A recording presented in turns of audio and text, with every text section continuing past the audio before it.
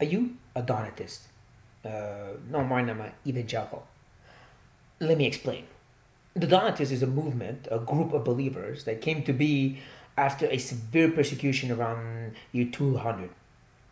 Because many of the believers back then kind of were weak during the persecution, and so the Donatists, when it was all said and done, considered themselves as truly faithful, and the rest hadn't kind of stepped away from the faith. They considered their teachers and their way of doing it better. They were truly faithful, and so they separated themselves from the rest of the other believers. They were the true church. Now, sadly, that kind of mentality continued throughout church history. Even though it's named the same thing, the attitude, the ideology remains. We are the right church. We have the right ways of doing things. You don't. We are true. And we see even nowadays when it comes to having the right view of end times or election, the right way of doing church, the right name and title in your church. We got it. You don't. We are right in our way of following and serving God. You can't decide.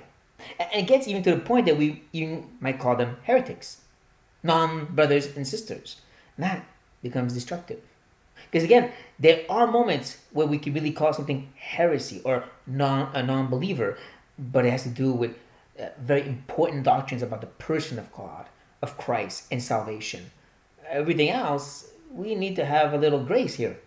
So again, let's be careful not to fall in that trap of the Donatists, of separating ourselves, because we're so much better than that group, and that group, and that group, and those believers, and those believers. We are the true believers. That is just prideful and very destructive. It is sad that many don't realize how much they are Donatists and should repent from that. On this note, be blessed.